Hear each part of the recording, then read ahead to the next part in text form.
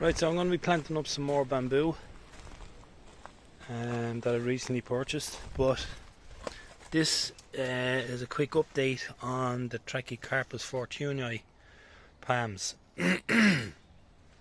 And a lot of the leaves had gone into shock, as they would be if you've seen any of the other videos.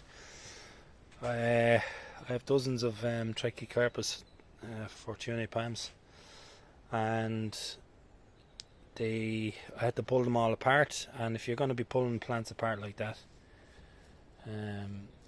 there's going to be shock introduced into the palms. Now, a lot of the palms, I suppose the worst ones, were really starting to wither and die back, and I think that was just, there was too much stress on the plant. Some of them are looking really well, and they're actually pushing out spears, but you can see with this one here, I had to clip them off because a lot of the palm leaves had just, see the way it's closed up, they've closed up, but there's new spears pushing out, and this is what this is what's after happening. So the older ones have started to close up. The ones that were gone really brown, look dead, I cut them off. But there's new spears pushing out, so fingers crossed the new root systems on these trackies are going to develop. There's a nice big spear coming up on this one and this one here. So they've just, anytime I come in to give them a soak, like some water, I absolutely saturate them, because this is what I'm interested in. That's where the survival of the palms are gonna. So there has been dieback, there has been shock, and I've trimmed away the dead leaves, and you know, if more decide to die back or whatever, they will have to be trimmed back. It's just the way it is. So it's not too bad anyway. This is probably the worst one.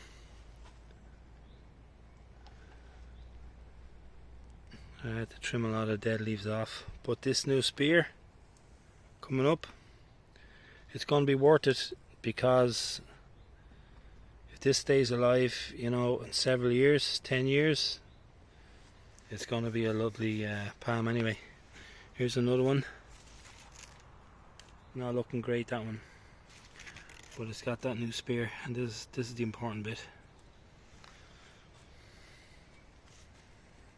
Some new additions, Gunnera. This is not the invasive type. So these are okay. I picked up another Fargesia variegata. Look at the variegation on these leaves. There's a couple of other Fargesias, australis, and another Japanese name on it I can't remember, I can't pronounce. This is the spider's web.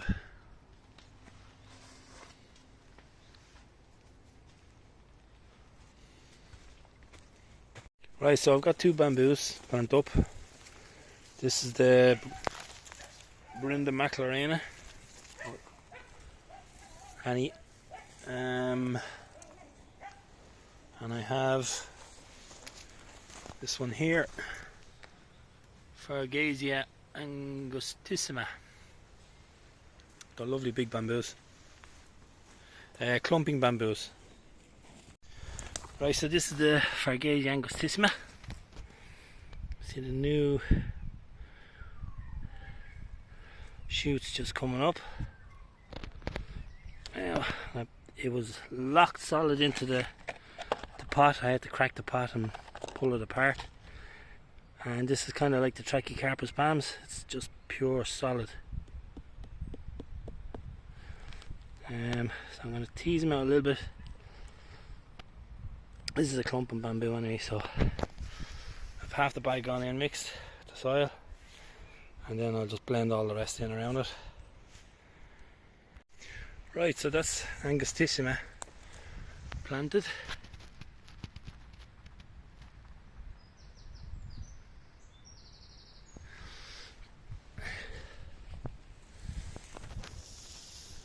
It's about 7 feet tall.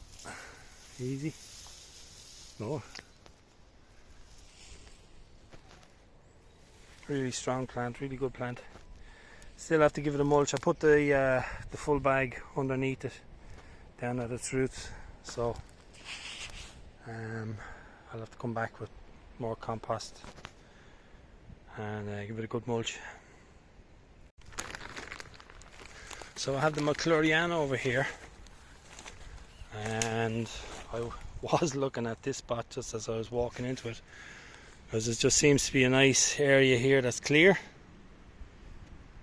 and I actually put in one of the small bamboos here, but there's plenty of space around. I'm going to have a look at this spot here.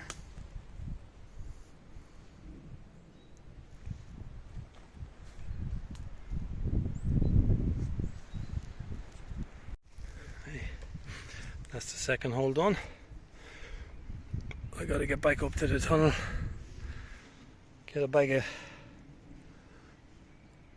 compost manure for now. Right, trying to pop the lid off this one.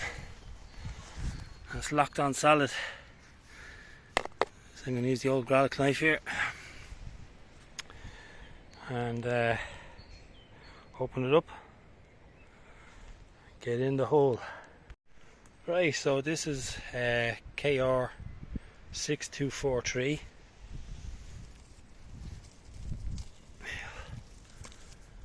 Borinda Macclureanna, and the whole bag. Gave it a good mulch up over the top as well. And Angustissima. And the CS1046 is in the corner there, and Albocera is just here, so they're all kind of within 10 yards of each other. So there is, I know it's hard to kind of see, but there is kind of a track and paths that are worn by the dogs, so I'm going to avoid those, because animals, like deer as well, they'll do that. They'll stick to the same track, same trail, and it'll just get worn down. Seeing it? So there is a really large area in here to I reckon I've enough Trachycarpus Fortunei, and what I've started to do now is lop off the lower limbs and take away ivy and any kind of weak trees and stuff like that. I'll take them out. But what I do have, and what I'm not going to handball out of here, is the bramble. No way. So I'm going to be using a spray, and I'm going to be, obviously I'll have to lock up the dogs and wait till it's a nice dry day, no wind, and like there's just tons of bramble. It's going up into the trees, there's that much of it. You know, I know that's what you would do if you're letting your little wood go wild, which I did, but it's just invasive now.